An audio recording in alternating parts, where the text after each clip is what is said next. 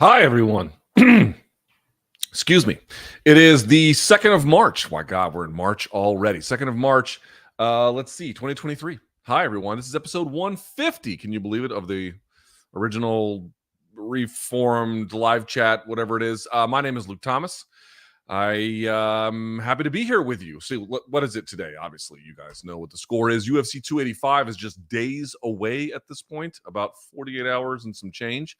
So today, I'm sure all the questions, I think I've seen some, they'll all be about that. Thumbs up on the video, please, if you haven't already. Hit subscribe if you haven't already. And I've already told my family. So I have to go up to Saturday. I have to call the prelims for Showtime on the boxing side. Then we're going to watch UFC 285, and then we're going to do a post-fight show live in studio for MK. I come back on Sunday morning. I've already told my family that I need time to get that Jones breakdown up. So that will be up. That I've actually carved out time for it ahead of time. I did not do that very well the last pay-per-view, but this one I did. So that'll be out, I think, either Sunday night or Monday, more likely Monday, but certainly pretty quickly, and I'm excited about it. But we have a live chat to get to today. So without further ado, let's do it.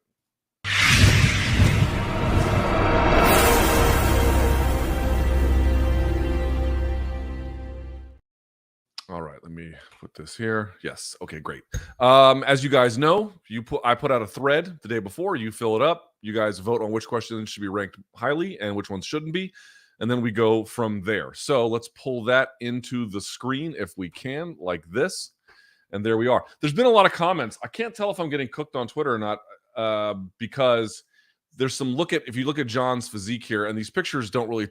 I mean, let me just say something here. Here's what I said, and I really stand by it. At the end of the day, none of us really know exactly how this weight gain for Jon is going to go. We simply do not know. Maybe his coaches know because they've been in the room with him and they have a sense of how he matches up and what it looks like over the course of the duration of a practice or whatever. But you and I, we simply have no way of knowing. But the only point I really want to make is that when you look at this, at the stream. When you look at this. All right. Bulks can be deceiving.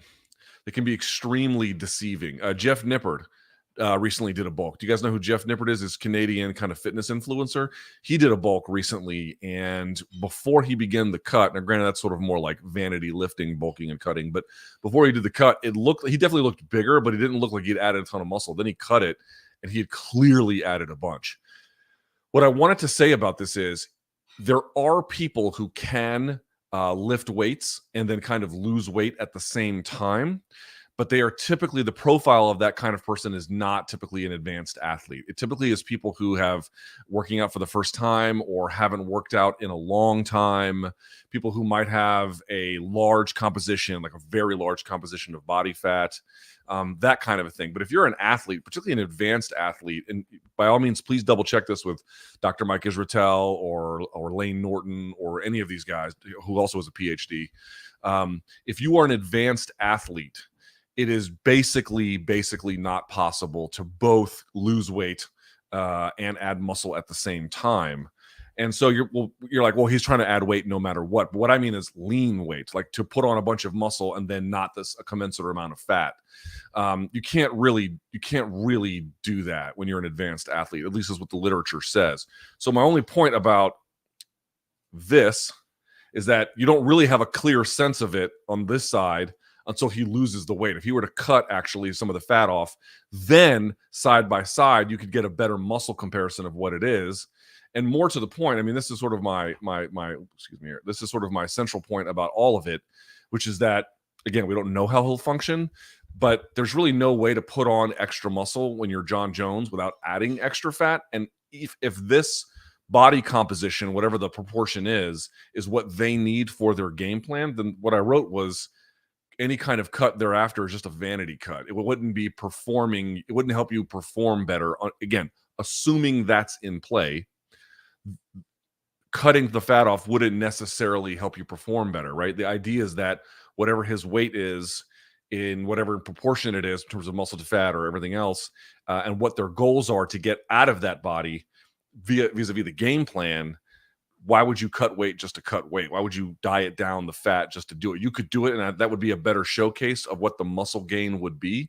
But if you're an advanced athlete, you can't bulk up from, let's say, 220 to 250 First of all, 30 pounds of muscle is going to be hard to put on as an advanced athlete. And more to the point, you're not going to get there without putting on fat.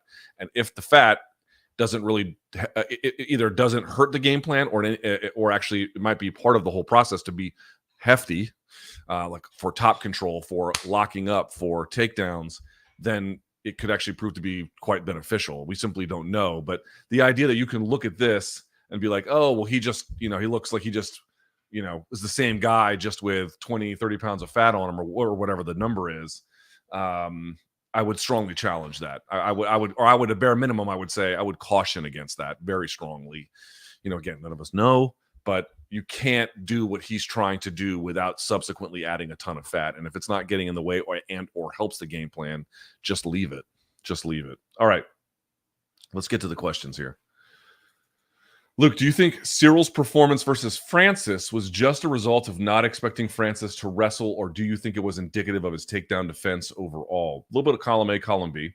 Consequently, how much better do you think his takedown defense can get between then and now? I personally think if his takedown defense is anywhere near that level, Jon dominates him. Thanks for all that you do. Column A, column B. Column A, column B. I definitely believe that he was not expecting some of what Francis was able to do. Namely, one of the takedowns. Francis got 4, I believe, takedowns on Ciryl Gane. For example, one of the takedowns came from when he just kicked high to the body. Francis caught it and then ran him, and then I think picked him up, and then it ended up being something like a double leg, but kind of just picked him up and slammed him. But it was from a caught kick. If Ciryl Gane is as intelligent as we presume him to be, I would avoid those early in that fight. I would avoid those through potentially long stretches of the fight. I wouldn't shy away from them altogether, but you would have to be very, very selective and careful about that. He seemed to me to be not very selective and careful when he was fighting Francis. I think that's the first thing I'd say. The second thing I'd say is, and I've mentioned this point on the post-fight show after Ciryl fought Francis. I mentioned this on MK this week. I'm going to say it again. It was really one of the most, there's a couple of, more than a couple, there are several moments that stand out in my training background, which I always try to tell you was not decorated, but it was lengthy to an extent. And I remember early, I had Professor Paul Green was his name. This was back when I was training in Maryland at the time. And I might have been like a year into training at the time. And I remember he told me we were doing guard passing drills, right? And I forget what I think it was like, use any pass you want, 30 seconds on, 30 seconds off, switch partners. If you've ever trained, you guys know that they do a lot of drills like that. And I remember it was open guard, and it was no-gi, and at the time I didn't even have any concept of how to pass or what that looked like. So I remember I grabbed an ankle and sat for it and tried to wrench it back. If you notice, he does that with Francis, or at least he tries to. He ends up getting swept in the process because it was an epically, disastrously stupid call. That was a terrible call. And I remember what the instructor at the time told me, which was, it's like, dude, it's not to say that there's never a case to grab someone's ankle and sit back on it, but you need to learn guard passing first. You need to learn guard passing first. And if your instinct when someone has open guard and they're on their back is to sit for an ankle. And I know he's got leg lock wins on his record, but his leg lock game to me is not very, very advanced. It's okay. It's decent for a heavyweight, but it's not particularly advanced. It's not like he's heavyweight Gary Tonin or something. He's very far from that. It's good enough to beat, low-level heavyweights or something, but you saw Francis sweep and whatever. But the point is if your instinct is to sit rather than go, and you're not an expert in leg locks, that to me is a red flag. That's a red flag. This is why I kind of thought I needed to see him versus Curtis Blades Gane before this Jon fight to give us a sense of what kind of improvement he could actually make. So there definitely is a skill issue.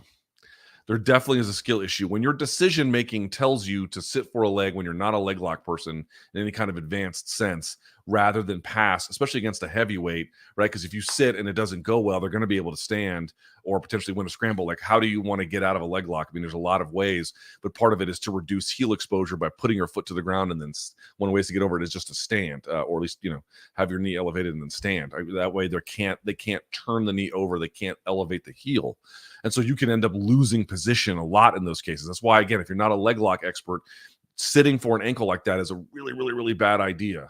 On top of that, he has talked about his own laziness. I have subsequently had several French speakers reach out to me and tell me that, like, no, the translation on his interview was quite direct and real, that it was good. There was some dispute about that in terms of what people had told me previously. Again, I'm not a French speaker in any capacity whatsoever, so I am at the mercy of what French speakers tell me. So your question was it a result of not expecting Francis to wrestle? Clearly.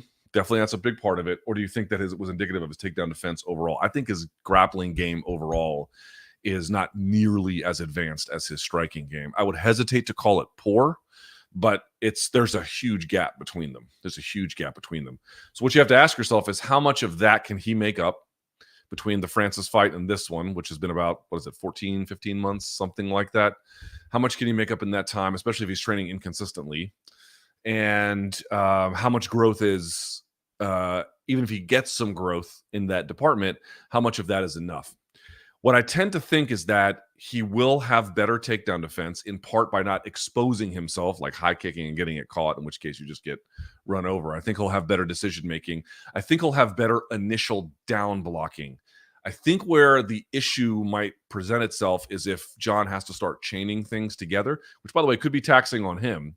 But what you'll notice is people who are late to grappling, who have some other, particularly, they're striking based first and they have to pick up grappling later, what you begin to notice is their first order takedown defense ends up being pretty good. Their initial down blocking, their initial sprawl, their initial underhooking actually ends up being not bad. They can't, though, maintain that through the course of an attempt.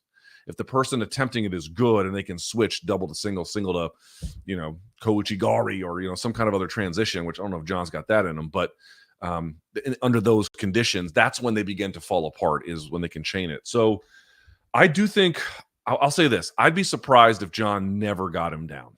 I'd be surprised. But I would also, I would be very surprised if Jon never got him down. The question is, can he get him down enough and do enough with it to win? And only the creator of the universe knows that. All right. Luke, as it came up on Twitter again a few days ago, a retelling of the story of Jones speaking to you in a British accent for the entirety of the interview seems worth retelling. It doesn't matter how many times I tell people this story; they seem to think I'm lying to everyone. I'm not lying. Like, this 1000% happened with all my certainty, on my child, on my family, on my house, on everything that I own, on anything I could possibly put it on to get people to take me seriously. Maybe they don't even with that, but whatever I could do to get people to take me seriously, I'm telling you it happened. Back when I worked there was a radio station at the time. It was called WJFK. It's still the same call number, which is 106.7 on your dial. It's an FM station. It was owned by CBS Radio. Now it is owned by Odyssey.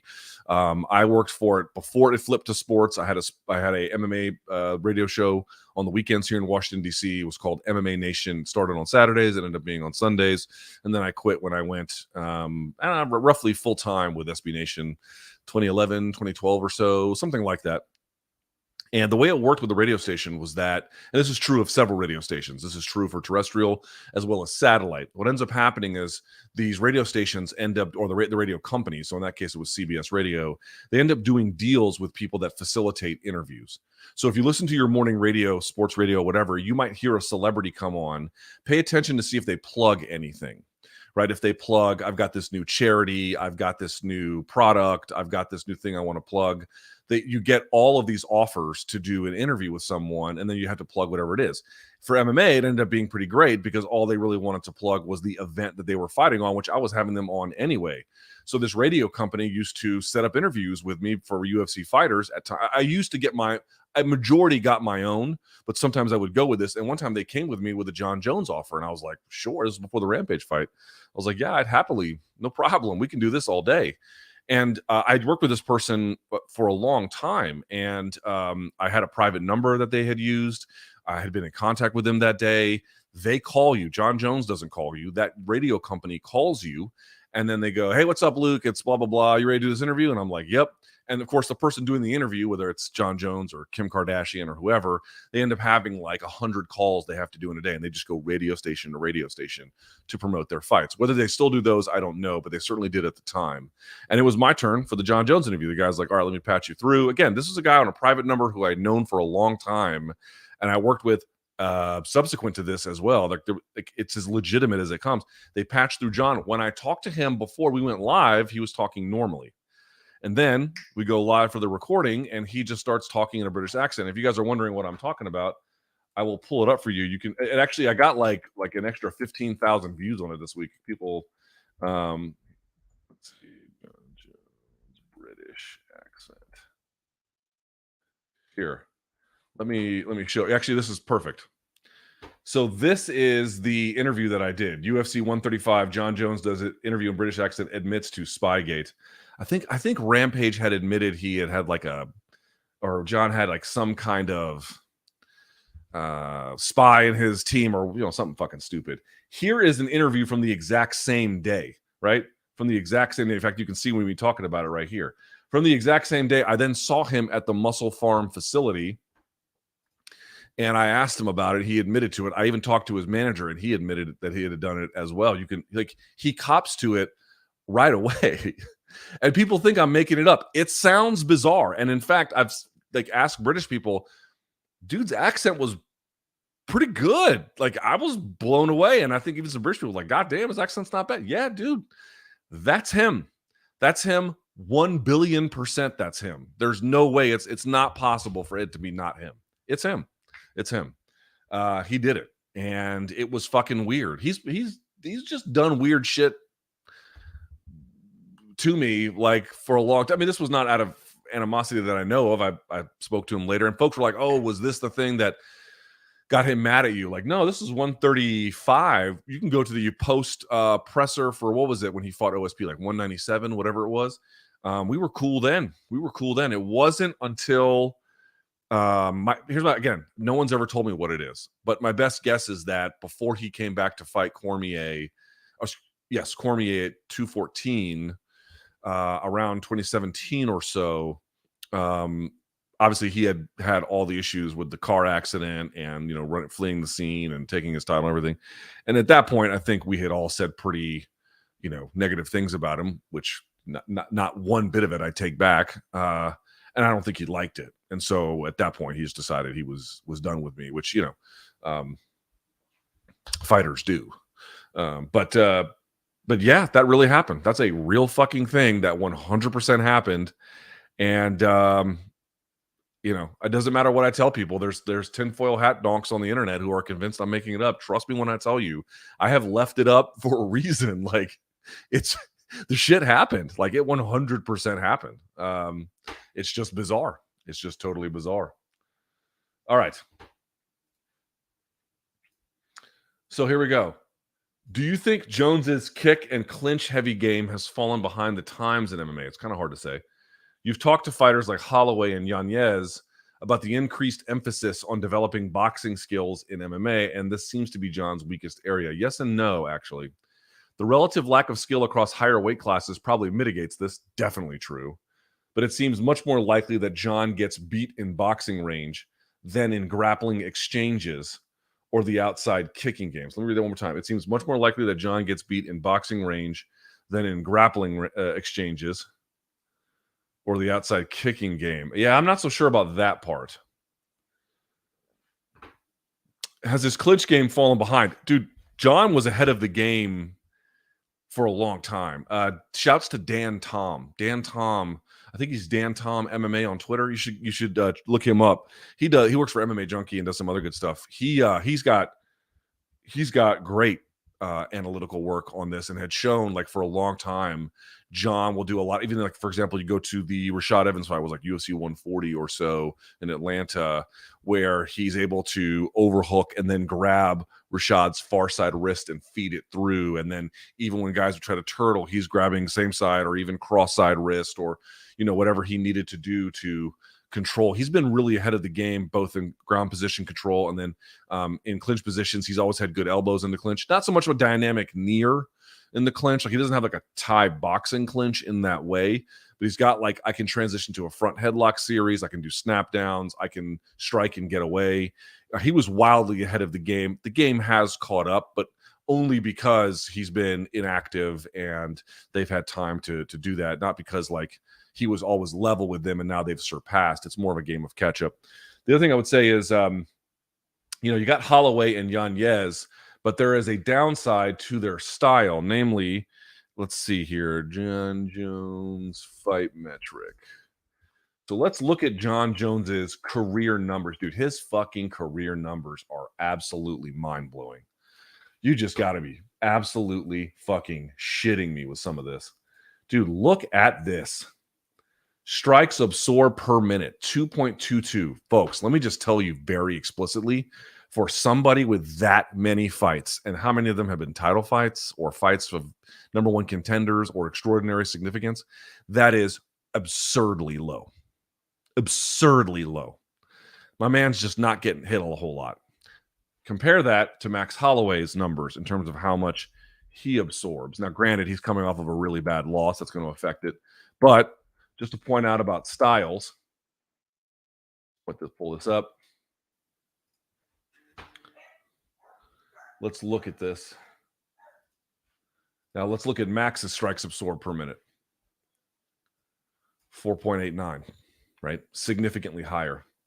Okay. Let's look at Adrian. And you guys know I love those guys, but I like all styles have a Warlock. Yeah, because Tuki's about to come home. All styles have a downside. All styles have a cost, right? Perfect example. Here's Adrian's numbers. Look at these.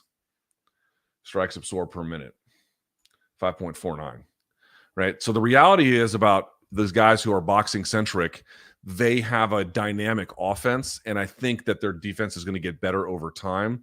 But some of these earlier prototype versions of what you see about guys really incorporating some significant boxing skill into what they do, it doesn't translate yet on the defensive side.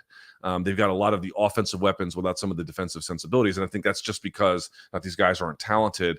It's just they haven't quite figured it out yet. They will, I think, over time, but they just haven't got there yet. So when people point out about like Jones's lack of dynamism, one thing you really have to take into consideration why a lot of close rounds end up going his way is because the fucking guy doesn't get hit.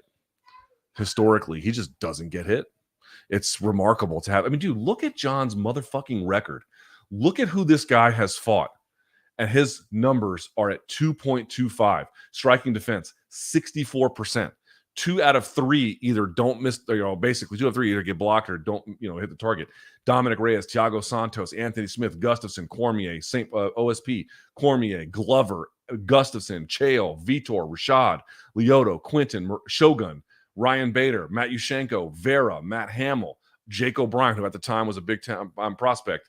You have Stephan Bonner and then Andre Guzman. This fucking guy fought all of these guys, and his career numbers are at 2.2. Look at his strikes landed per minute, 4.3. He's got nearly, for career numbers, not like whatever, his career numbers are nearly 2x strikes landed versus absorbed, and he's below 3, which puts him well below average for someone with that level of experience. It's just absurd. It's fucking absurd. His numbers are fucking absurd. They're absurd. So getting back to your particular question, this seems to be a weak area of Jon. Jon, I have a tape study on Jon that I think you might benefit from. Let me pull that up as well here. I'm doing a lot of typing, which I don't typically like to do, but let's see. Jon Jones, Gustafsson, preview, Monday morning analyst. Let's see. I did one over Christmas break one time. Perfect. Here we go. Here's both of them. Ready? So here's the one I did with the Biggie sweater. I did a preview of this on Christmas for what it would look like, and I talked about something called single strike high variance, and then this is the breakdown thereafter. Back when I had a little bit of gray in my, very little gray in my beard. I bring this all up to say, when you go back and you look at it, Jon's striking style is not. He's not a combination thrower. He is a He's a single striker. Sometimes he'll put a couple of things in combination, but it's pretty rare. But here's what he is good at. He throws from here. Then the next one comes here. Then the next one comes here. Then the next one comes here. Then the next one comes here. Then the next one comes here. And he'll change the timing up. He'll change the range. He'll change the speed. So it's single strikes, right? It's a lot of poking. But they get the timing on them is a little bit different. The range on them is a little bit different. The power on them is a little bit different. The location is very different over time. And that's been a style that's really worked well for him as he manages distance and meaningfully uses his range. The question is, how does that measure up against Ciryl Gane? I think that's going to be the hard part, because a guy who moves on him the way that Cyryl's going to, that's going to make landing those shots for a guy who's pretty selective, although can land, historically speaking, at a high clip when he wants to. It's going to make it a bit of a challenge. That part's going to make it a challenge for sure. That, to me, the two interesting battles here for me is, how does Jon deal with Cyryl's movement, and what does Cyryl's movement confer in terms of benefits? Ladies and gentlemen, if you've never sparred, and again, I'm hardly some, sparring warrior, but to the extent I have any experience, I don't think any coach would challenge this. A half second or a second in professional combat sports, boxing, MMA, is a fucking eternity. It's an eternity. So if I'm here and I'm moving off to the side constantly, and you're constantly having to follow, if I can pull you in directionally and then timing wise, if I can take a step and then you're a half second behind me, dude, you're fucked. Like, anybody good is going to assassinate you, right? Anybody good. The dude in your gym won't.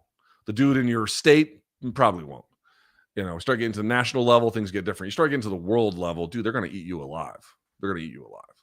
You leave someone a second in MMA to play with, they're going to torch you.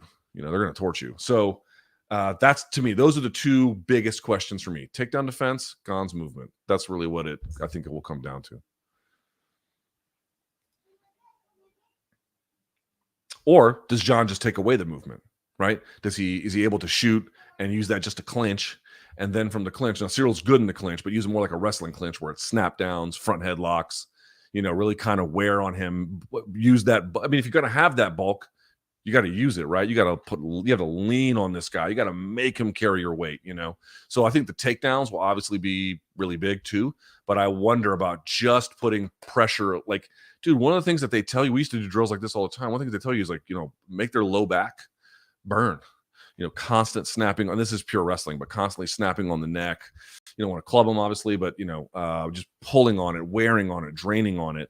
I think that's going to be a pretty critical part. I think if he wanted to be nimble, he'd have stopped at around 240 or so, but we'll see what he comes in at. But he looks to me like every part of 250 plus, All right. Like many, I have Jon Jones as the GOAT by a good margin. Do you think a loss Saturday night changes anything on his legacy? Oh, fuck yeah. And ranking all over. It seems a lot of people are willing to forget all his accomplishments in the event that he loses. No. Thanks again for all that you do for this community. And he has a really nice thing to say. I really appreciate it. Yeah, dude, like, why wouldn't it hurt him? Why wouldn't it? Like, you are allowed individually to look at athletes like this who are attempting something grand, and you are allowed to say, hey, man, win or lose, this was him putting risk on the line. This was him, taking on ostensibly a more difficult challenge, right, in the sense that he's going up a weight class. That's always been the thing that is sort of the mark of the very best, because of, the complexities that it adds to the difficulty anyway. Right? That's sort of the general rule in combat sports. And if he makes it a strong account of himself, but then loses, you're allowed to be like, wow, man, that was like impressive. Or, I take my hat off to him, or whatever kind of thing you want to say to honor the difficulty that he was willing to accept in chasing this particular goal. But if he falls short, it counts on his resume, right? GSP, when he went up a weight class, didn't fall short. You know what I mean? Like, and by the way, he took it off the guy who was holding the belt. And you could say whatever you want about Bisping, but he was holding the belt at the time. There's no one, like, he's not beating Francis. He'd be losing to the guy that lost to Francis. Like, yeah, dude, that would very much hurt him. Now, Where it gets more complicated is if he wins this one and loses the next one, or conversely loses this one but then wins the next one. Because if he loses this one then wins the next one, and the next one being like, I'll say, a rematch automatically with Gane, well, then you get to a situation where it's what you have with GSP, where GSP has losses on his record, Matt Serra, Matt Hughes, but he also beat everyone he fought, because he rematched Matt Hughes, beat him 3 times, right? Or whatever it was at this point. I can't even remember, but he certainly rematched Matt Serra, beat him, viciously, I would add, on top of that, with those knees to the body over there in Canada when he did it.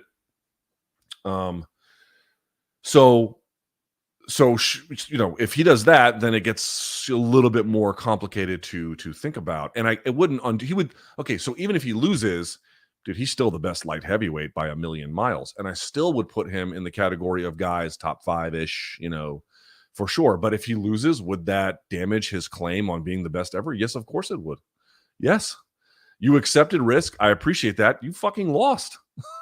Like, the other guy was better. Yeah, your skills and this moment in time, you were not good enough to say that you could go up a weight class and win another title. Yeah, fuck off. That would absolutely hurt him and count against him. It wouldn't hurt his light heavyweight accomplishments in any capacity. But in terms of like his standing as a fighter, yes. And his standing in pound for pound conversations or greatest of all time, how would it not? How would it not? You fucking lost in that case, in that circumstance. Yeah, for sure it would. Mm-hmm. Let's see. Has your prediction for Gane and Jones changed at all from the content we've seen this week, embedded in press conferences? Well, it hasn't been a press conference, just media day. To me, Jon seems so locked in, calm, and analytical in everything he's saying. It's making me truly believe the underwhelming Santos Reyes fight were from unmotivated and uninspired Jon Jones, and that this weekend we're going to see a cold killer Jones back in the cage. I'll meet you halfway. First of all, my pick changes every hour. Like, if you guys have a strong pick, congratulations. I'm really not that guy, at least not on this one. There are always unknowns heading into a big fight, right? Like, you just don't really know about how all the variables are going to go. And how many times have you thought you were certain a fight was going to go a particular way, and then it just ended up looking very different? I think we have to have some humility about that. And then when you add in the change in weight class, the change in physique, the change in or I should say the 3 years off and everything else that's going on around him, there's just a lot of really difficult questions to answer, which we just don't have good information to do. And it's okay to say that. I know that the sports world and the pundit world is all based off of bold and clear declarations about what they know to be true, and F you if you don't believe it. That's not what I do here on the live chat. At least that's not what I try to do. I try to tell you, if we have good information to believe something, let's believe it. And if we don't, we don't. And sometimes we just don't know. We just really, really, really don't know. This is such a strong case. My best guess is, and I've gone back and I've watched, I won't say every Jon Jones fight. That's not true, but I've watched a bunch. And I get the feeling personally, I didn't really notice this in real time, but I kind of feel like it now, having gone back and watched in subsequent order. That's how I watched it. I really believe that the second Cormier fight, in the Honda Center in Anaheim, California, that was the best Jon Jones I've ever seen. I mean, yes, I asked BC what he thought. He said Machida. I mean, amazing performance too. He beat the shit out of Brandon Vera. Like, he's had strong performances for a long time, but in terms of the difficulty of the opponent and everything else, and how he looked and how dynamic he looked and dialed in and sharp, shit, man, like, that was the best one I have ever seen, for sure. What I noticed after that, though, was he didn't look quite as dynamic against Gustafsson. And then you start looking at everything that happened after that, he looks increasingly less dynamic. Now, there is a slight edit to that, which is, you go back and you watch the 4th and 5th round, dude, Jon Jones was incredible in the 4th and 5th round, because I forgot that Jon actually took a huge punch at the beginning of the 4th. I was like, dude, fucking Dominic Reyes. How did Jon win the 4th? Oh, right. Because after that, he comes back and just stomps on him, right? I mean, and especially in that 5th, he beat the living shit out of him. So, there are individual round where this is not the case. There's individual moments in fights where it's not the case. But I personally believe, here is my working theory. My working theory is the Jon Jones you saw against Cormier is the best one I've ever seen. And there's been something of a decline ever since. I don't think he can fully escape that. I really don't. I think, win or lose, on Saturday, we're definitely going to look at Jon and be like, right, it's not just the physique. It's not just the time off. This dude is older and not what he once was. Again, listen to what I'm saying. Win or lose, I think we'll say that. I'm not of the belief that what really happened at the Reyes fight was that he was just so unmotivated. He couldn't bother himself to train properly, to fight properly, and to get his mind right. I'm sure that he was burned out, having seen GSP get burned out and other fighters get burned out who were championship guys just constantly defending their title. I mean, that we've talked about, like, what's the hardest thing in the world to do? I think it's defend a UFC weight class title over time. Look what it did to GSP. He was completely burned out after that, before the Hendricks fight, and then certainly after it, where he just couldn't take it anymore. It will absolutely melt you. I take it that he was diminished in some capacity by that, and so that part should now be removed. Fair. But I don't think you can fully disentangle that from the inexorable march of time on what he was doing. And everyone's like, oh, at heavyweight 35, that's young. Dude, this guy's been doing this for a long time. He's been fighting for almost 15 years at this point. The wear and tear on him is, even with the time off, is significant. That big toe thing, dude, anyone who's had big toe issues, that sounds stupid. Like, oh, big toe, ha, ha, ha. Dude, your big toe is messed up. You're messed up. You can't balance. You can't shoot. You can't do shit. You can't press off of it. You can't do anything. And of course, it's much more than that. But in terms of his injuries and everything else. But I think one way or the other, I just want folks, this is the only part that I hold dear to, which is Jon's capable of winning this fight, even in a diminished state. And that's the part to be like, it's like, could Ciryl win this fight in a diminished state? I don't think he could, I don't think he will be. So it's kind of irrelevant, but Jon could. He could. But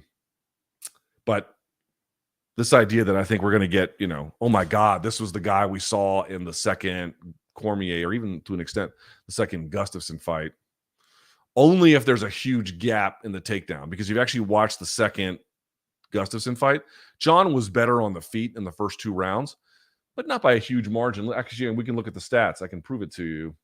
Let's pull up the second Gustafsson fight. Now, it ends up being a much bigger difference overall because of the 3rd round pounding that he took. It was bad in the 2nd round too. Yeah, it got bad over time. Here, I'll pull it up for you. In the 1st round, it was reasonably close, right? 19 of 16. Again, this is numeric totals, not quality totals. He began to pull away pretty clearly in the 2nd. But he whiffed on a takedown, whiffed on 3 takedowns, Jon did. So he whiffed on 4 takedowns. And then this mostly came from ground and pound. That's not on the feet standing. So he began to take over in the 2nd, but it was reasonably competitive in the 1st. Jon was better. But you go back and you watch, he's not like bulldozing him. He wasn't really rocking him. He wasn't, nor was he like, he just seemed a little...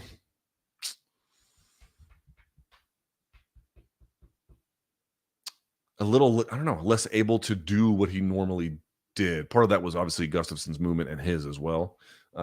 Anyway, I do think he was unmotivated. I don't think that fully explains everything. Good question. Luke, are you secretly hoping Jones gets sent to the land of wind and ghosts Saturday night? Honestly, I don't know what people will believe at this point. I can only say what I believe, and then the world will decide how truthful they believe it to be. Honestly, like, a part of me wouldn't hate it, but not really, to be honest with you, not really. Listen, there's lots of fighters that I don't particularly care for. Lots is a strong word, but there are several. There's several I don't particularly care for. But dude, I have said this on this podcast a million times, and I'm going to keep saying it because it really is the truth. Fighting is too difficult, and these guys are too underpaid for what they do for me to look at a situation like this and then get some kind of perverse pleasure. I mean, I'm not going to say I haven't enjoyed a knockout at various times like you would, like any other fan would, for a fighter they like or don't like. That's not true. Of course I have. But as I've gotten older, I just find fighting to be so difficult and so perilous that all you really want is for the right guy to win. And look, man, if Jon is the better guy and he's beaten up Ciryl, he deserves it. Like, what are you going to say? He doesn't deserve it? He deserves it. If Jon is beating up Ciryl and he's clearly the better guy, and the ref doesn't fuck up, and if the judges are called to be involved because it goes the distance, you want that, dude. You want that effort as somebody. If you care about MMA, you want better process. You want better results. You want as much fairness as possible introduced into the system. So like, if Jon's the better guy, the judges need to reward that. If Jon is the better guy, he deserves on that night to have that acknowledged. It just is the reality. And I felt that way at 214 when he beat Cormier. I was like, I didn't know what was going to happen. I don't remember what my pick was at the time. Then of course that's the one where he, shat on me at the presser. Even then, it's like, dude, if he's the better guy, then he deserves it. So is there a part of me, a tiny part of me, that might crack a smile if he gets completely stretched or something? I don't know about stretch, because then it starts to get nervous about his health. But if he ends up getting TKO'd or something, is there a part of me that would be like, well, I'm not going to say I hate that. Yeah, there might be a small part of me about that, but candidly, I truly mean this. You watch enough fights, you watch enough people get screwed. And also, this is the last thing too. Like, I don't love LeBron James really at all. I'm not a fan of LeBron James. I don't really enjoy his game, but like, and I still think Michael's the best basketball player I've ever seen, which, no one really cares about my basketball opinion. I'm just telling you how I feel. But, to the extent that LeBron achieves legitimate accolades that we can all agree are legitimate, like an NBA championship, not in the bubble or something, dude, he earned it. Like, those seasons are hard. They're difficult. They're brutal on the body. They have to travel all the time. It's an extraordinarily difficult league in which to compete. Like, if he's the one that gets it done, I don't want to get in the way of greatness, right? Like, who wants to be the guy? Seriously, question. Who wants to be the guy cheerleading against someone who is, again, in this posited circumstance, in this theoretical circumstance? Who wants to be the guy who is cheering against the person who is achieving great things? You want to be that guy? I don't really want to be that guy. Not really.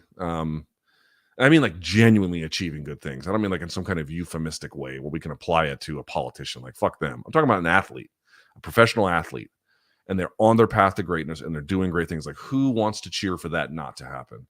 And it's not like I'm some huge fan of Gane either. I don't love or hate him. I respect him very much, but I don't have like sentimental attachment to him or something. I'll tell you, I'll just be candid. There's been a couple of times behind the scenes, and I've never made it public, and I probably never will, where fighters have genuinely fucked me over with something. And then they subsequently lost bouts after that. It felt good for 5 seconds. I was like, oh, well, someone got their comeuppance. But then I realized it's got, nothing to do with me. I don't have any there's no cosmic energy here. It's just me being a hurt hater. So if Gane is the better one and Gane deserves it, then I hope he gets it. I really just whoever is really the better guy, let the process be fair on that night so they get their hand raised. And if that is Jon, that is Jon. That is Jon. I'm okay with that. Look, dude, even if he never fought again, look at how much great shit he's achieved. You know what I mean? You're gonna like throw eggs at this. Like, you have to just live in a world where people you may not like do extraordinary things, and you have to be adult enough, to the best you can be, to recognize that they are entitled to the rewards of their achievements, whether you like it or not. All right. Luke, I've thoroughly enjoyed the last couple of RSDs. Who would be your ideal RSD guest and why? Jon would be an interesting one, but I wouldn't trust that I would get an honest answer if my life saved on it, or if my life depended on it. So he's out. The answer is Arnold Schwarzenegger. That's the answer. It's Arnold Schwarzenegger. I mean, look at the fucking shirt I'm wearing.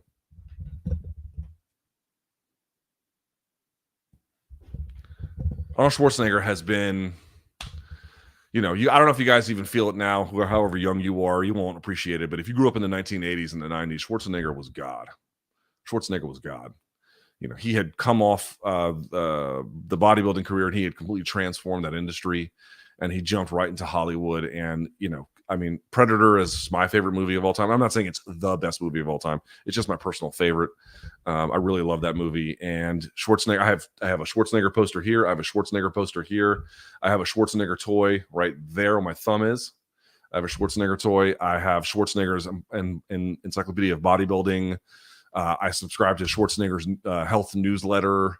I follow him all over social media. Like, Schwarzenegger has been a massive, massive influence in my life. And listen, he wasn't the best governor. You know, that's not very hard to admit. And he's made a lot of mistakes in his I mean, just banging the housekeeper and then having kids. You know, he's got issues. But just in terms of like the way in which he was able to mold his body and his mind and then have this direction, purposeful existence. And like, and you guys won't appreciate this, but for an Austrian guy to come over to the United States in the 70s, dominate bodybuilding, become an action star, and at the time anyway, for what that represented, marrying a Kennedy. I mean, this guy was the American dream. And remember, my mom was an immigrant, right? You know, so like, I'm always like, you know, 1980s Americana, immigrant made good stories always resonate with me. They always will. So I really am I'm a Schwarzenegger guy. I'll always be. And there's so much I'd love to ask him. There's so many things I'd love to talk to him about. I've been a Schwarzenegger historian for a big part of my life. And yeah, the answer is Arnold Schwarzenegger with a bullet. All right, let's see what we got here. Luke, this might just be me, but I find it hard to believe that Jones will overwhelm Gane with the initial takedown attempts. What I believe is more likely to happen is that when they lock up, that Jones will try and make Gane work through various positions until Gane makes a mistake, and from there, he will try and steal the round through control. Do you think this is a reasonable assessment? Yes, I absolutely do.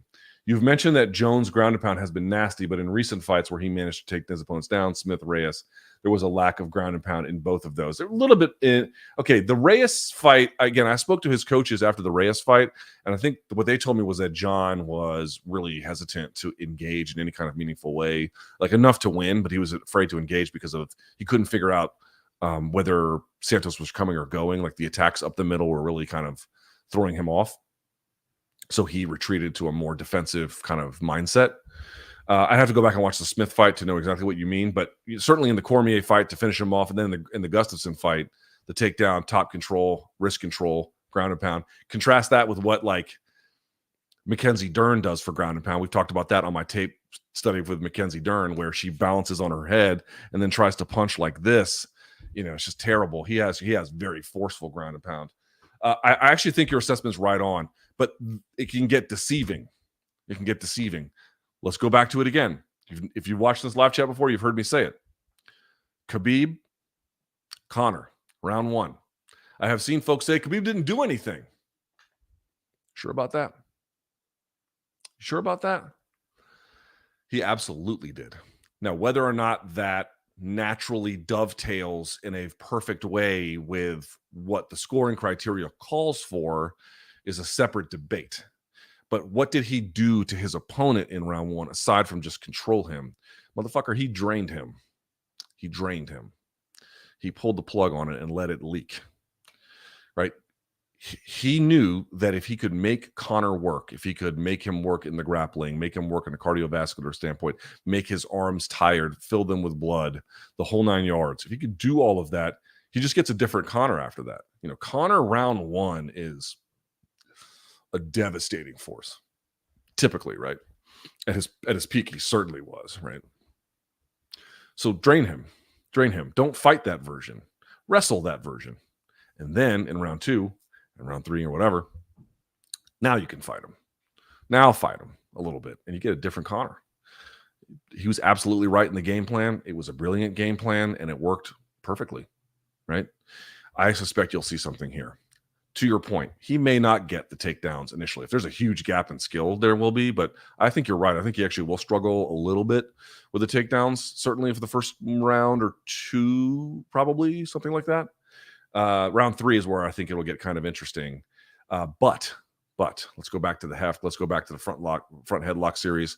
Let's go back to feeding wrists to one another. Let's go back to all of that. He's going to lean on him. He's going to try and drain him. Why? Now, Gane is a heavyweight, but doesn't have that like Conor menacing one-punch power in that way. Not in the same way anyway. But he moves a lot. He's got a good gas tank. Drain him. Drain him.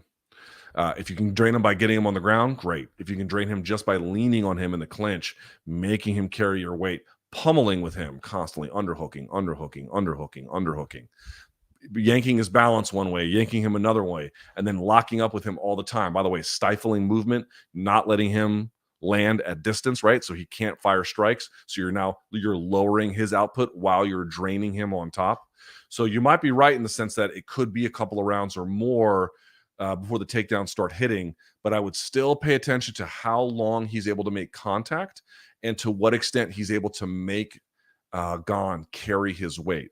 Now, maybe he's not able to. Maybe Gane's able to separate. No, like Izzy has like a really fearsome takedown defense. Like he wants to separate immediately with these guys, right? He doesn't let you play games at all for the most part. He's very good about just finding separation. We'll see if Gane has that same kind of urgency. We will see. But I think that's a very plausible path, like taking his time to drain him. And then when he's drained, get him, Question about Khamzat at 170. I don't really know. I tend to think from what we're hearing, it'll be 185, but I can't really say. Here we go. How about this one? All respect to Ferdinand Lopez. Do you think he may have a strategic coaching blind spot for wrestling? Yes. Seeing Francis go from the first Stipe fight to dominating Ciryl on the ground, and some of the team's comments afterwards make me think, yeah, a little bit. I have the same thought too, like especially because it's a problem for Nasruddin Imavov. It's a problem for him too. He doesn't have a bad ground game, but there's a big difference. There's a gap, I think, between what he does on the feet and what he does on the ground. Now, he has finishes on the ground, but in terms of his ability to get it there and reasonably keep it against like more credentialed opposition, I have some questions about it. And again, like, dude, if that coach didn't say to him, "Why the fuck did you sit for the ankle?" If they didn't tell him to never do that again, they are fucking up wildly. If the first thing that should have happened after that fight was over was, "I'm sorry that it went that way. Let's talk about what went wrong. Why the fuck did you sit for the ankle?" Like you have to learn how to pass no gi. You have to learn how to do it. Like compare that to Shavkat Rakhmonov, right? When Shavkat Rakhmonov has you on your back, open guard, leg up, and he's standing at a distance, what does he do? He ain't sitting for your fucking ankles, bro. He's going to pass your legs. He's going to go like he did to Neil Magny. He's going to go knee on belly, and and he's going to rain down the hammer of Thor on you, right? It's a very clear, different level of ability. He knows exactly what to do here, right? Gane does not, or at least at that night, certainly did not. And that is a major, major, major, major, major, major red flag. Sitting for an ankle because you can't pass guard when you're standing and the other person is on their back and you don't know how to pass, that's a major, major problem. It would have been better if he had gone into Gane's guard, honestly, and then ground and pounded him rather than sitting. Not just because he got swept. Let's imagine a world where he didn't get swept. Let's imagine a world where he just sat for it. It's a low percentage ankle lock submission. It's just an Achilles lock. It's just a pain. I mean, okay, it's not just a pain. There are ways in which it can be quite damaging, but in general, it's not like it's going to be very difficult for someone to really, really do some serious damage with a straight Achilles lock, old school style. You'd have to add a little bit of more conventionality to it. And he didn't have a good bite on it to sit for a heel hook. And also, you wouldn't lock up like how good is Gane's Ashigarami game? It's not very good. So yeah. Oh, someone asked me if Phil Daru got back to me. Yes, I forgot to call him back, but he did. He did message me. Let me tell you what he wrote me. Phil did write me.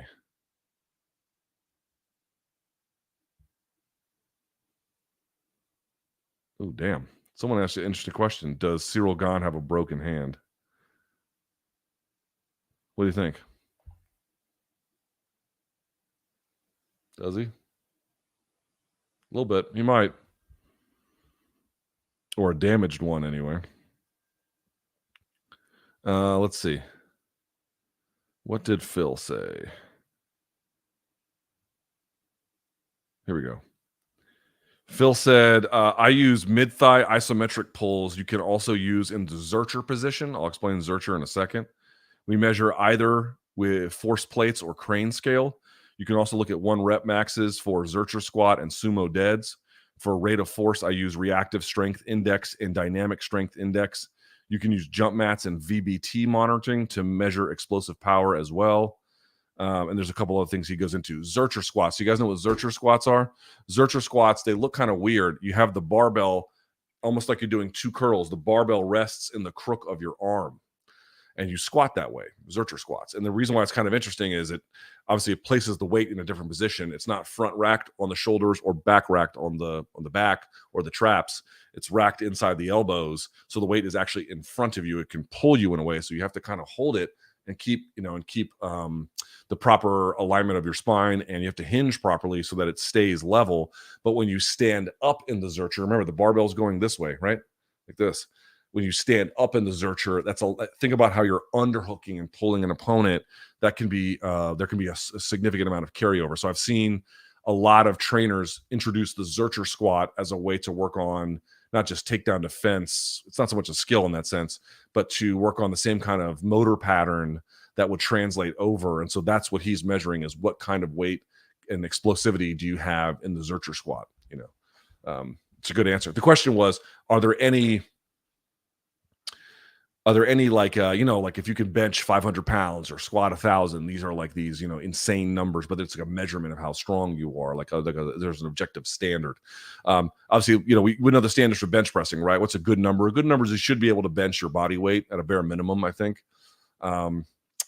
Right. So we're talking about like what's a good standard for a UFC athlete. That's what he uses to measure in terms of like strength measurables. All right, here we go. Luke, I appreciate all the work you've been putting in. I've just got to ask, how do you deal with casuals in MMA? Very easily, I don't. Like the dumbest, well, that's not quite true. Like the dumbest opinions about the sport, e.g., this fighter is scared of this, or this fighter would have won if he landed this punch. Do you still get mad at him, or is it just white noise at this point? Yeah, it's totally white. I mean, every once in a while, someone will rattle the cage, but in general, it's like, who gives a shit at this point? On some level, I actually enjoy talking to casuals a little bit, when they're not asking stupid questions, but like when they're asking very broad questions about why things are the way they are in the industry. And then you have to give them a long answer, or why fighting works in a certain way. And you have to give them kind of this explanatory, clear path to help them get it. I actually like doing that. But what you're talking about is just, people who lost money on parlays or something. Yeah, like I have strong filters on social media. I do a lot to, get that out. Good question. Luke, given his last performance against Costa, what do you make of Luke Rockhold transitioning to BKFC at this stage in his career? Well, I saw a little bit of his interview with Ariel, and it seems like they're paying him great, which is great. I'm happy to see that. I think that's great. I think it's probably a bad idea, but hard to say, right? So I was tweeting back and forth with Alan Joban yesterday, and he didn't like the idea of Luke Rockhold fighting Mike Perry all that much. He thought Mike was giving up a lot of weight. I think, what's that fight going to be, like 195? I have to go back and double check the catch weight or whatever it is. But, you've got a guy who's basically a natural welterweight going up against a guy who is probably decently suited for 205, but okay, 185. Whatever the cut is, whatever the number is he has to make up. So let's just say Mike has a substantial weight disadvantage in that way. That's not great. And obviously Luke Rockhold has had a much more decorated MMA experience than Mike Perry, but I think it's foolish to sleep on Mike Perry. Dude, Mike Perry is a fucking dog. Number one. Number two, BKFC has a tiny ring, and Luke Rockhold's striking style is a little bit more kickboxing based than boxing based. And I think he might get positionally overwhelmed a little bit. Also, Mike Perry hits real fucking hard, and there's obviously questions about Rockhold's durability. I know he did go, a long time. I think the full distance, right, with Costa losing. But, in general, if there's any kind of weight cut involved, you're taking out kicks and kickboxing range. It's short 2-minute rounds in a very narrow space against a heavy puncher who's used to being in like wars and isn't as worn down as the other guy. okay, he's got a weight disadvantage and a pretty sizable one. Okay, that's definitely something. I might put a little money on Mike Perry. I haven't seen the odds, but I think it'd be very, very foolish to sleep on Mike Perry. Very foolish. So in general, I don't really like it, but I think with the matchup for Rockhold, the fact that he is much lankier, longer, and the fact that there's a substantial, or at least a reasonable difference in weight, I think it makes it for interesting matchmaking. Now, if he goes in there and blows the doors off Mike Perry, it's okay. We can question something, but like, dude, if he goes and loses to Mike Perry, it's not like you're losing to some chump. That's not what I mean, but not at all. Like, again, I take the threat of Mike Perry very seriously in BKFC. And dude, even talking to MVP about fighting Mike Perry, he was fucking surprised at how gritty he was. He was like, "Ugh, this was much harder than I thought it was going to be." And like, one of the things that MVP said was he knew the ring was smaller and he was training in a smaller one to get ready for it. And then when the fight happened, he felt like, oh my God, it's way more constraining than I realized it would be on fight night. I wonder if Rockhold is going to be in a similar circumstance. Like these guys who come over from composite sports, like when Paulie came over, Paulie Malignaggi, they obviously had like crazy decorated backgrounds in whatever they came from. Paulie was a 2-weight world champion in boxing at his peak, but then they don't give a lot of credit to what the differences in the rules and the kind of fighting that you could do gritty ass fighting in BKFC in ways that, I don't think Rockhold is particularly suited for. So who had the better MMA career? Like Luke Rockhold by a million miles. But no.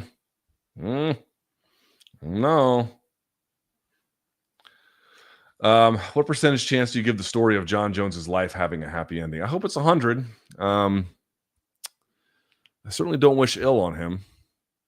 Again, what would that do for me? What would that change? Would it change my bank account?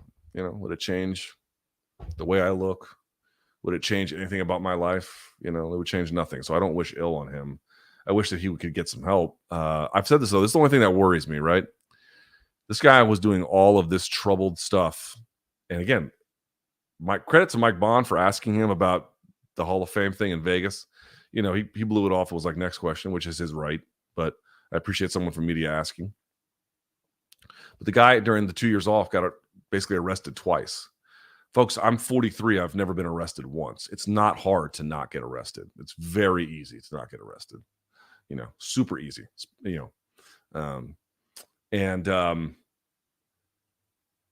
All of this shit that has been going on with him, this has all happened while he's been wealthy and winning.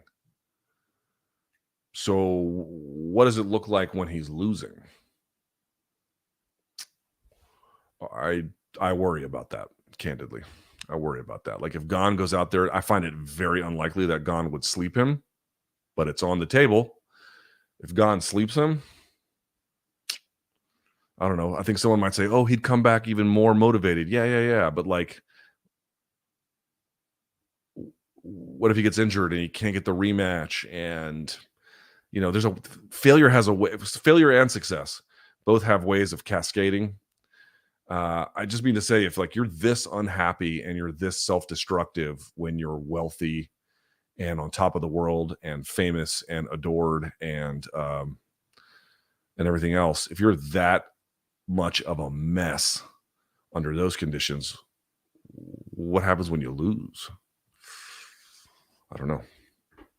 Or maybe he wins, but then he has to retire because eventually they all do. And what if not being able to get those wins again doesn't scratch some or satisfy some need he has? And what does that turn into? Like, that's what I keep saying. I said this last week. Like, if you don't address the root problem, dude, it will get you. It will get you. It will get you. Everybody thinks they can outrun their problems. I'll just move to a new city. I'll change my name. I'll get new friends. I'll switch gyms. Forget about all this and I'm just going to move forward. Yeah, moving forward is good. For sure. You got to move forward, not by just forgetting everything that happened. You got to deal with what it did to you. You have to do it. Otherwise, you will just carry it. You can change everything else. You can change where you live. You can change who you talk to. You can change the country. You can change the language. You can go silent and move to the wilderness. You can do all that. If you don't change the problems that led to that behavior, you will, wherever you go, whatever you look like, whoever you are with, you will carry it with you there. The only way to leave it behind is not to move or to stop talking to people. Or, I mean, yes, some people can be bad influences, but I mean, in general, like whatever is going on inside of you that leads to this destructive behavior, you have to fix it here. Otherwise, no matter what else you do, you'll just carry it to the next iteration of your life. Trust me when I tell you that is 1000% true. You can only outrun your problems in life. No matter how rich you are, no matter how famous you are, no matter how successful you are, you can only move on from them by dealing with them, and dealing with them in a responsible, straightforward, therapeutic manner. So maybe he's done that. Maybe he's done that. I don't know. I tend to think probably not. All right. I didn't even mention something at the top about the super chat. If you guys have filled it up, great. I'll take a look. You're certainly under no obligation to pay for any of this, but if you want to, we'll put your question here on the screen. All right, let's take a look at what we got. First, from Jacob. Luke, what are your thoughts on Lex Fridman? Is it Fridman? I enjoy some of his podcasts and his ability to be open to ideas. He's obviously quite intelligent too. Thanks. Love the chat. Here's the thing. My brother actually has a PhD in math and actually graduated #1 in his class, and now he does machine learning. He has articulated some concerns to me about some of his work, but they're beyond the scope of my machine learning comprehension. So I'll say that I've seen some interviews he's done with like John Danaher, and I find him to be a really good interlocutor in moments like that. But I'm going to caution everyone. I see this all the time. I'm not going to bag on Lex. I've watched some of his stuff, and to the extent that I've watched it, I've enjoyed it. But has this not occurred to anyone yet? Everyone in MMA wants everyone else in MMA to like the same things. It's just shocking. Like, everyone has to listen to the same podcasts. They have to listen to, attend all the same events, talk about all the same things. There's just this insane current that gets everyone in MMA to consume all of the same things, not just the fights themselves, but everything around it. Like, dude, I'm not going to sit here and bash Joe Rogan. I was on his show. I'm very grateful for that. And I've listened to independent episodes. Again, they're 3 hours. It's mostly just a logistical problem that I can't listen to it because there's just so many of them and they're so long. And he's done great work. And there's been times he's said shit I hated. But, in general, like, that's true of anybody, right? He has been enormously successful. And if you like his podcast, you should continue to listen to it. But the fact that, like, and his is so popular that it's a little bit different. But, like, everyone, just sort of centering all of their consumption habits in all of the same directions, I actually think is a really huge problem in MMA. And every time someone like pops up and it's like, oh, this is the show, this is the podcast, this is the thing to read, to listen to watch, whatever, I typically go the other way because I just know everyone who gravitates to that is going to have the exact same opinion about everything. I would like to go in a different direction. I would like to hear. So I try to go like whatever people in this sport are listening to. This isn't universally true, certainly, but like for stuff like that, where it's like edge case stuff, because he gets into things far beyond MMA and jiu-jitsu, as I understand it. He gets into a lot of other things. I know he had Kanye on his show and he tried to reason with Kanye. God bless him. He's got the patience of Job to do it. But I try to go a different direction. I really do. I try to go and read authors that people aren't reading. I try to read, everyone's like, you got to read this guy. You got to listen to this guy. No, I don't. Because all of you are going to have the exact same opinion from the exact same information. And then you're all going to treat this as like biblically true. And it's all going to be, just this kind of recycled thing where everyone is just involved in the same load of laundry. No.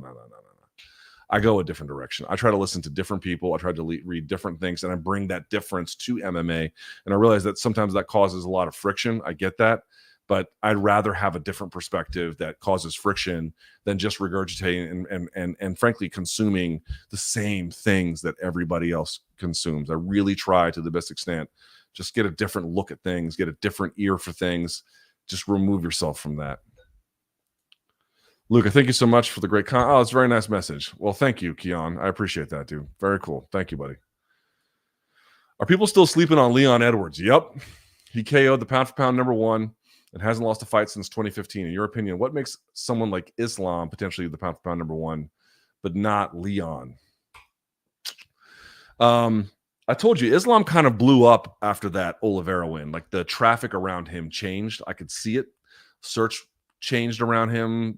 Like his popularity went up a lot. And then even for the Volkanovski fight, his popularity went up another level. I think he represents something to a large population in terms of like, Muslim athletes that the Muslim world can look up to. I think he fulfills that role a lot, obviously in a way that Khabib did, not the same level, but certainly pretty significant. And Leon had a lot of uninspiring victories. We should just be honest about that. Like he beat up Donald Cerrone. It was a good win, but it wasn't like an earth-shattering win. Same with the Gunnar Nelson win. Same with a bunch of wins. They were solid ass wins. He looked good doing them, but they were not amazing. He had the rivalry with Jorge, but then Jorge went off in a different direction, and that didn't really. He's sort of been very quiet. He's been very quiet. And then he has this performance against Kamaru, where he has one of the most incredible knockouts in UFC history, certainly within the context anyway. This is an amazing, amazing victory, and now people are getting warm to him. He needs more of those, not like head kicking the pound-for-pound number one guy in the 5th round. I don't mean that, but he needs rivalries. He needs foes. He needs something to elevate his stature. He needs victories that are a little bit more dynamic. It's not unfair to say he is both at once an incredibly talented fighter. I mean, he's not a champion by accident. That's a fact. At the same time, the Kamaru-Usman rematch notwithstanding, he's had some commendable victories, but not super memorable ones. For whatever reason, Islam, even though in many ways doesn't have the length of resume that Leon Edwards has, he certainly has much more memorable ones, especially of late.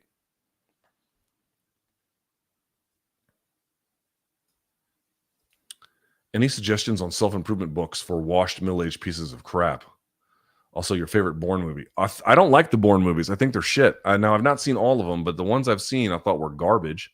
I saw the last one, which had like Julia Stiles in it, and it had like, I don't know who directed it, but the camera was always shaking because it was supposed to be real. It was fucking terrible.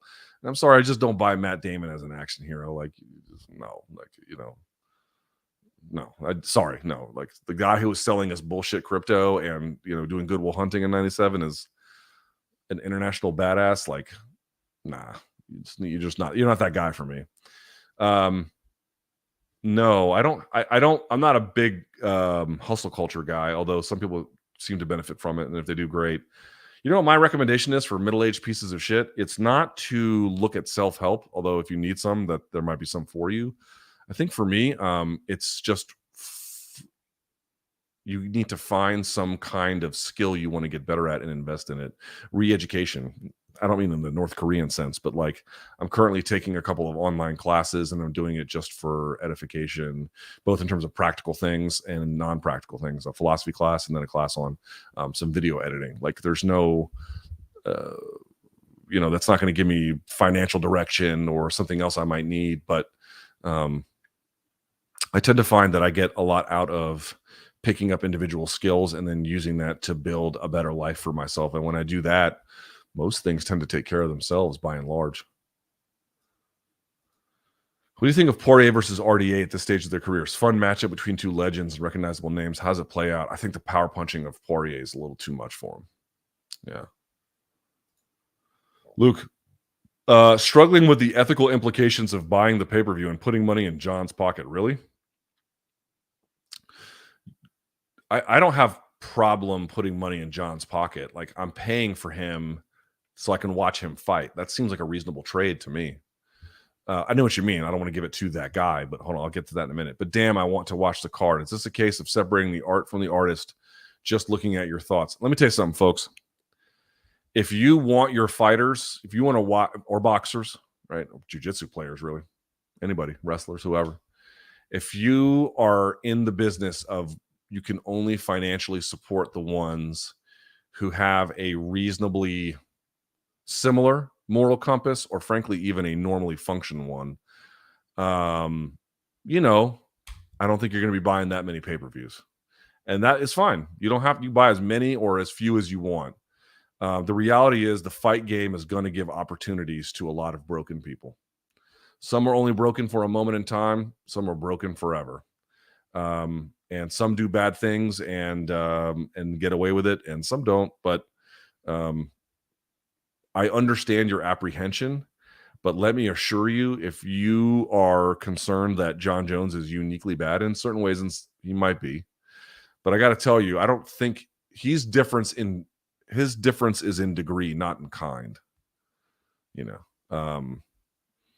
I think that there's a lot of, or people who are like good people, good fighters who are great people that, let like absolute dirt hole scumbag managers who are totally unethical pieces of shit manage them. You've seen that too. Like they'll have someone in their orbit who is like utterly like, what the fuck, or the guys going over to see Kadyrov, and they're otherwise great guys. And then they do this and like, what are you fucking doing? Like, a total moral failure of a decision. I think if you're bound by those things and you don't want to pay for them, I don't think combat sports is for you. Candidly, I don't think it's for you. I think for me, I love the sport too much. Now I get paid for it, but even then I would still pay for it under the idea that, I'm not giving this to a Boy Scout, but I'm not trying to. I'm trying to give it to a prize fighter. And I might, it's not, listen, there are some purchasing decisions that, and maybe they're not really in coherence with the rest of my views, but there are some places I will shop and places I won't based on some ethical choices. Maybe some of those are compartmentalized and they're not fully fleshed out. I don't have a single vision for everything. That's probably true too. But listen, I'm not telling you not to do that. Whatever you feel most comfortable doing, do that. But, if you think that like the majority of MMA headliners are Boy Scouts, I don't think that's really in keeping with the real world. Okay.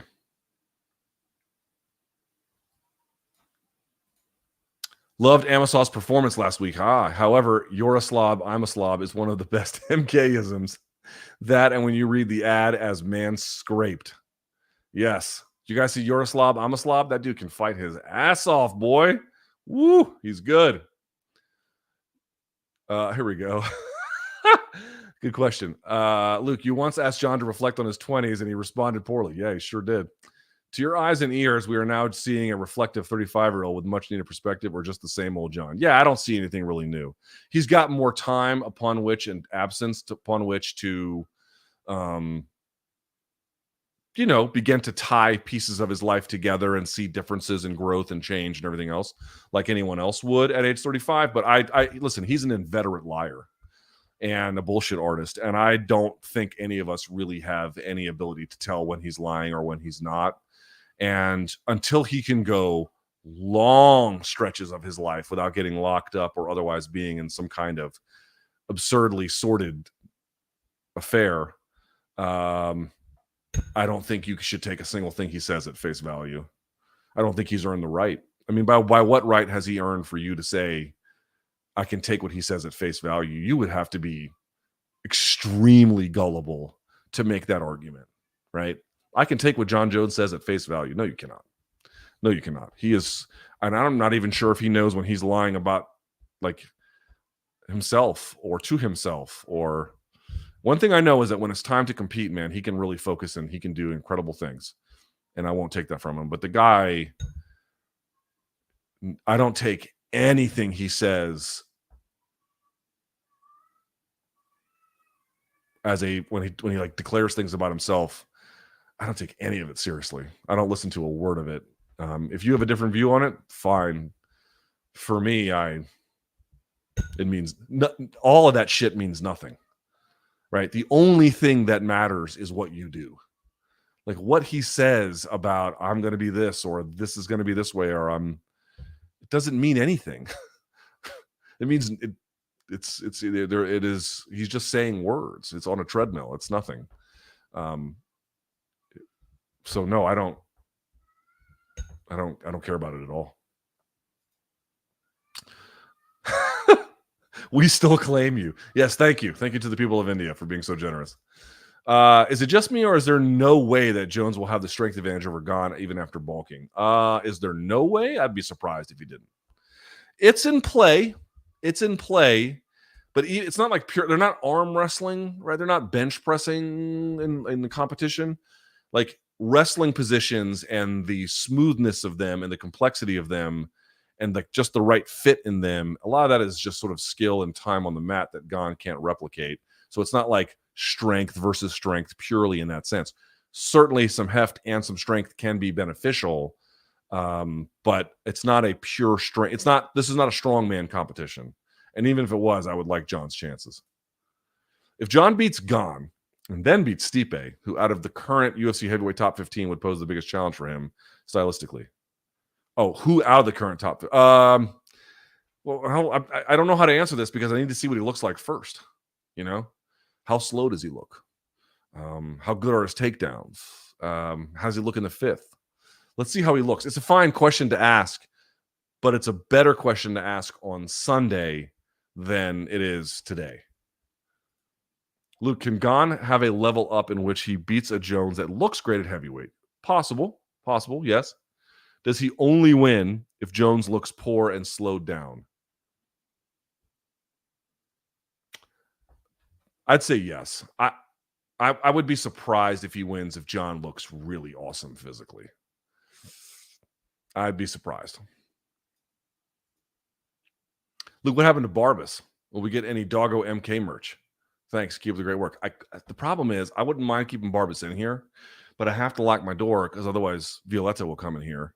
And then, so if I open it now to bring Barbas in here, she's going to come storming in here like Tokyo or like Godzilla in downtown Tokyo. And I just want to avoid that. So why the hell did Sabah Homasi fight Abdul Razak Al Hassan twice in the span of a month and a half?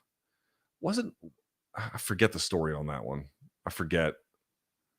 There was some kind of controversy about one and they had to redo it. It was something like that.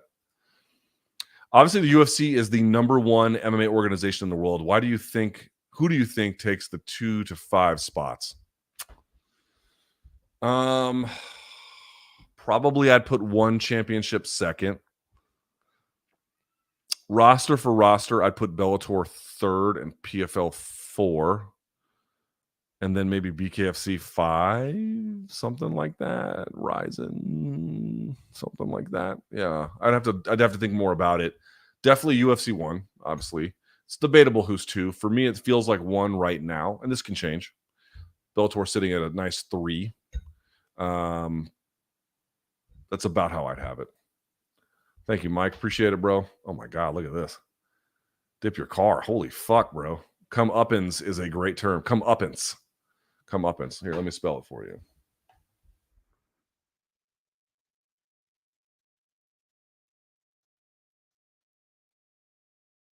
Yeah. Right there. Come-uppins. A punishment or fate that someone deserves. That's how you spell it. Thank you for the donation, Dip Your Car. I remember when Dip Your Car used to sponsor Cormier. He used to have the Dip Your Car shirt. I think he had it one on for like the Rumble fight, maybe something like that. Okay. You say Jones versus DC was the greatest he's ever been. However, in one night, who was the greatest MMA fighter you've ever seen? One option is Anderson Silva in his masterclass against Forrest Griffin. That's a good one. Man, Dominic Cruz over Takeya Mizugaki was just a hell of a performance, wasn't it? I wasn't the best MMA fighter, but like just all-time competitive nights. That's up there. Conor versus Aldo is another one. Conor versus Alvarez is another one. Just nights where a guy looked unbeatable,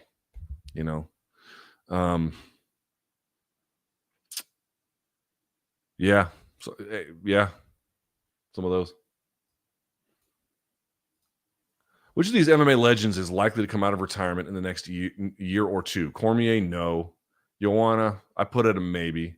TJ Dillashaw, not a year, but 2, yes.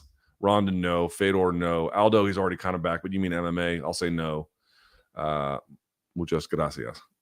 Thank you, my friend. Thanks for all your content. Yeah, thank you, Nick. Do you think Gane can take advantage of calf kicks? Yes, in the same way Poirier did against McGregor. A little bit less so, but maybe. Like McGregor, Jones has been out of the sport during a time when this technique became more popular. So Gane has a decent one, but his is a little bit more slapping, and it's good for hitting and going. So I think he'll be able to land it, but I don't know if he can sit and dig in the same way that Poirier did to Conor, especially because of the reach disadvantage he might have. What were Poirier and Connor's reach? Let me see.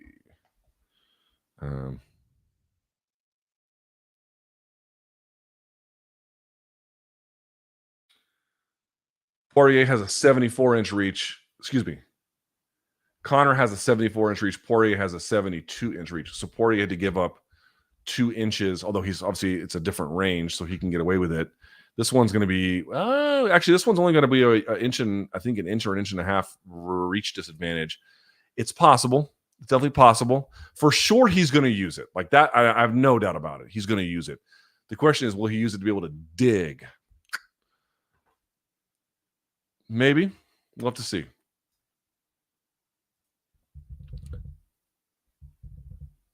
I love the way you interpret questions and articulate answers. Where did you develop this? Philosophy degree? Yeah, philosophy training for sure. For sure. It's so amazing, man. Like I see all these there's so much consternation about the future of higher education and like, oh, we're going to remove departments of these like low performing majors and everything. And it's like, I think I saw Howard University, which is the local HBCU here in DC. They were getting rid of like their English lit department and even I think even their philosophy department. And I was like, dude, people think that what you need to go to college for is to get skills to get a job. And I'm here to tell you that that's not fully true. It certainly is true for a lot of people. It certainly is true for a lot of universities who are expressly telling you that's what it's for. My family never told me that. What they told me was if you got a degree, yes, it would be good for getting a job later, but that's not why you go to college. You go to college and you pursue higher education for the benefit of higher education so that you are a more well-rounded, contributing citizen, member of your community, professional, whatever it is. And that's why I kind of played both. I got the government/political science major for my future in case I needed to use that to build upon. And then I got the philosophy major because that was just better for me to get better educated. It's the best decision I've ever made. That and joining the Marine Corps, 2 decisions I made at age 17 or 18 that have proven to be, boy, let me tell you something. I made a lot of dumbass decisions at 17 and 18. I mean, stupid beyond defensibility, but not those. Those ones have worked out to be extremely well. I've really, really, really, really benefited from that. All right, let's see. Doesn't have hard feelings towards Jon Jones only because he's black. If Jon Jones was white, Luke would try to bury him every chance he gets. Oh, believe me, my friend, there have been plenty of white fighters that I've not been happy with. Trust me. Trust me. But if that helps you sleep at night, thank you for the donation. Got lifting gloves for my birthday. What should I do? You should ask for the gift receipt and take them back. Guys, it's not hard to grow some calluses on your hand. I don't even have very good ones. It's not hard. Get them on your hands. You'll be okay. It's fine, I promise. All right. If Jon ends up purposely poking Ciryl in the eyes like he does in his other fights, would you like to see the referee take a point? 1 billion%. Sure. Would love it. How do you balance negative feelings towards athletes within still enjoying their performance on an athletic level? I can do it much easier now. I almost feel silly for still feeling anger towards Jon after the abuse incident, as others seem to have moved on. I've not moved on. I still think, he's got terrible issues to resolve, but and he probably is a bad person. But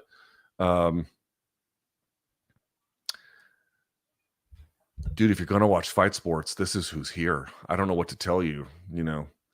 If you don't like the people who hang out at that bar, don't go to that bar. Because I know what you're saying. It's like what I would rather do is make some kind of consumer or economic choice that forces change so I can feel more comfortable going to that bar. And I'm here to tell you, you're wasting your time. You probably won't get any, not much anyway. So you can't really meaningfully do that. So I'm not telling you to give money to Jon Jones or to the UFC or to use your money however you want. And there are people, again, where I've drawn the line. Everyone's got their own. But in general, week to week, month to month, like, did you guys see Jojo Diaz get arrested for child neglect? Dude can box his ass off, if you want to watch boxing, if you want to watch MMA, you have to be comfortable with the idea that you are on some level going to be paying for or giving support to people who outside of that occupational reality do horrible shit. I'm not sure what else to tell you, right?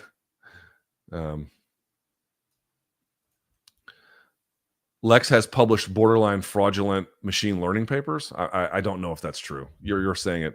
If you want a good laugh, look at his reading list for this year. I saw. Do you guys know? Nicholas Taleb? Nicholas Taleb. I think he's like a Lebanese academic. He's big on shitting on crypto, which always makes me laugh because I love that. But Lex Fridman put out this reading list. I'm like, I'm going to read a book a week, and like it was like these books like The Old Man and the Sea and like The Brothers Karamazov and War and Peace. It's like, dude, even if you could read these in a week, you like just piling one after the other. There's like this vast absorption of material. Unless you're like a fucking true genius beyond the scope of human comprehension. Like, I appreciate that he wants to read those things, and I'm sure on some level, like he's read a bunch of those already, but because he seems like a bright guy. But Taleb's critique was you only show that list to people and say you're going to read it every week as like a show of like, look how great I am, because and he's got some arrogance issues himself, but as like a way to like, hey, look at me, look how great I am for reading all these things. I tend to think that's a little bit of a cynical way of viewing it. But what I would say is, in conjunction with Taleb, you can't possibly absorb the full weight of the Brothers Karamazov reading it in a week and then jumping to another one the next. You need to, like, these things are dense. They take time to fully get the depth of.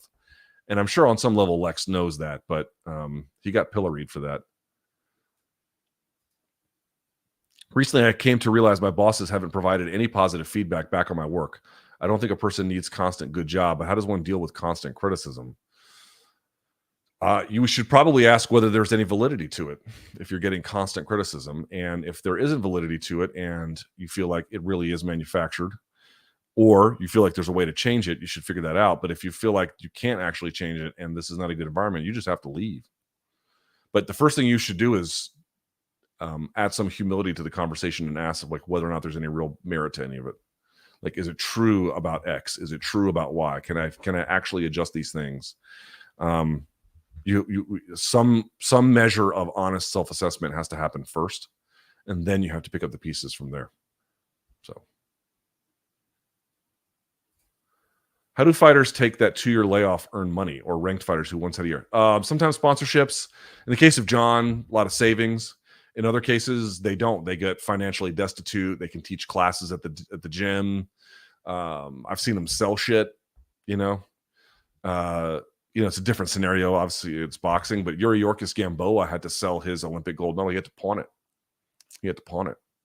Now, that wasn't because of inactivity. That was a little bit different. He was trying to get started, and he needed the money. But, these guys, in a lot of different circumstances, find themselves without income for a while, and they just need a check.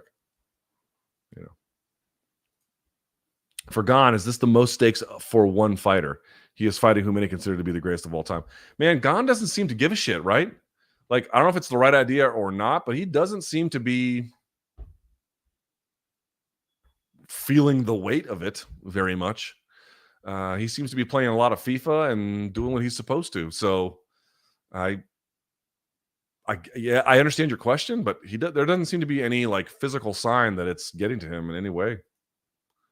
Any new Netflix shows you're watching? I watched Physical 100, most of it anyway. Just completed Mardal Murders, Love from India. We are proud. The India bit is funny. No, I'm supposed to start. Isn't The Mandalorian out now? I want to start The Mandalorian, or not started, but the new season. But no, guys, I've been telling you, know what I've been doing? I wish I could turn around the camera. I've just been watching at night old fights. Not like old fights, but fights from the 90s or whatever. So good. Boxing fights, obviously. Okay. What do you think of Gane's pre-fight comments about being lazy, not training? We've kind of gone into this a little bit, but the answer is they're worrisome.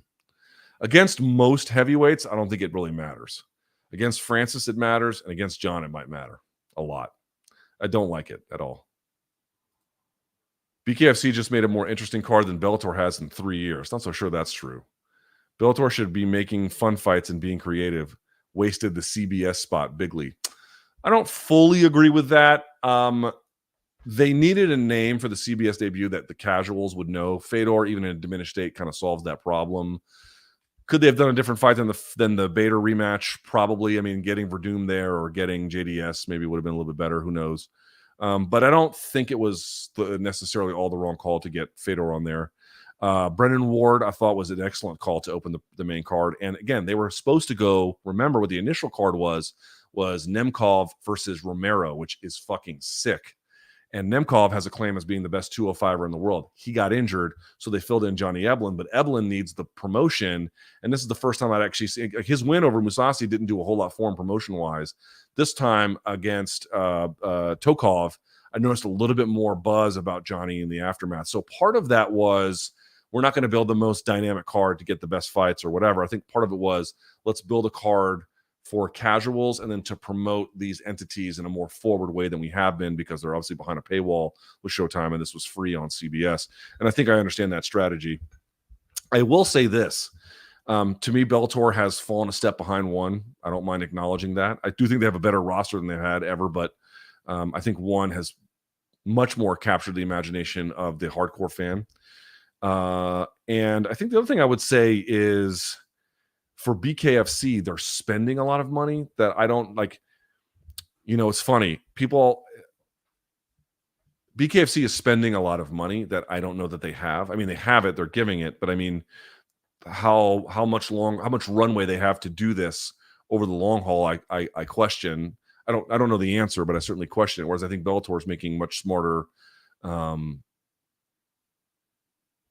investments for having a bigger roster and being able to do more things. Also, BKFC is still kind of locked in these territories that they can't do a whole lot. Bellator is able to take like a worldwide show, really. They can go to Russia, they can go to Japan, they just did Ireland, San Jose. So they've got a certain nimbleness and cost efficiency that I think, and when they go to Ireland, they have to build and program in that way. And when they go to Japan, they have to program in that way. And so it doesn't create the most like creative fun that you've ever seen sometimes. I think it's a fair criticism, but I think they're building a much more sustainable long-term product, and that won't play out in the immediate sense. It will take time. What did Chael say on Hawani's show regarding Islam versus Volk? I don't know. You'd have to tell me. How do you think a prime Rumble Johnson would do against the current top light heavyweights in the UFC? I think he'd beat most of them, if not all of them. Yeah. Luke, you didn't get the lifting gloves joke. You're right, I didn't. Any idea of doing a London-style event in Australia? Someone's going to have to pay for it. If you guys saw how much it cost to send me and Brian out there with the production crew, oh my God. The bill was extraordinary. It was a huge fucking bill for them to do that. So someone would have to pay for it. But I would love to, man. I really would. My goal, I've been all over the world. I have been to Asia. I have been to Africa. I have sub-Saharan and North. I've been all over the Middle East. I've been all over Europe. I've been to not fully South America, but parts of it, certainly Central America. I've been to Canada. I've been to a lot of places. I've never been to Australia and New Zealand. I really, really got to go. Keep up the great work. Thanks, bro. And then last but not least, Luke, I know you don't watch Premier League, but what are your thoughts on Arsenal? This is their best chance to win the league in years. Dude, I'm happy for him, man. I remember the years with Wenger out and all this shit and how upset everyone was. And you could tune in to Troops and DT on AFTV afterwards, and they would just be fucking going ballistic. How many times did Bayern hang like 6 on him one time at the Allianz Arena? And fucking Troops and DT just lost their mind. It was fun, but I felt bad for them. It was a club, obviously, that had done amazing things with Thierry Henry and the Invincibles.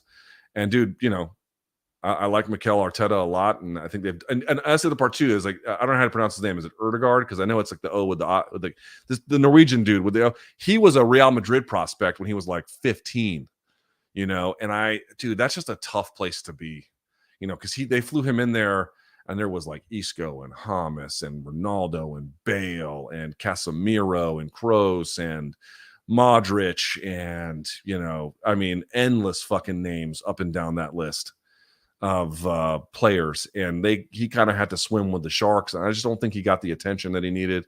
I don't think he got the proper development that he needed. It was just hard to get time on the field. Going to a place where he could be more of the center of the attention and the leadership on the field was obviously what he needed. He is thriving under Mikel Arteta's system right now, from what I can tell. And I'm really happy for him, dude. I'm really happy for him. Madrid's a hard place to go and win and play. Very, very, very, very, very difficult, especially if you're in an attacking position. It's very, very hard to do that. So it was not a good fit for him. Boy, Arsenal is a great fit for him, and I'm really happy for him. Really, really happy for him and that team, dude. I hope Arsenal win it. I hope Arsenal win the whole thing, man. Those guys, that fan base suffered. They suffered. All right. Thank you guys so much for watching. We had a big audience today. I really appreciate it. So thumbs up on here. Hey, you got an email for me? Shoot me. Shoot me one. Don't shoot me in the face. LukeThomasNews@gmail.com. LukeThomasNews@gmail.com. There were issues with last week's podcast. There will not be for this one. It will go up tonight. And of course, we'll change the thumbnail out here pretty soon. Thank you guys so much for watching. Thank you for all the donations. I greatly appreciate it. Until next time, stay frosty. Yeah? Stay effing frosty.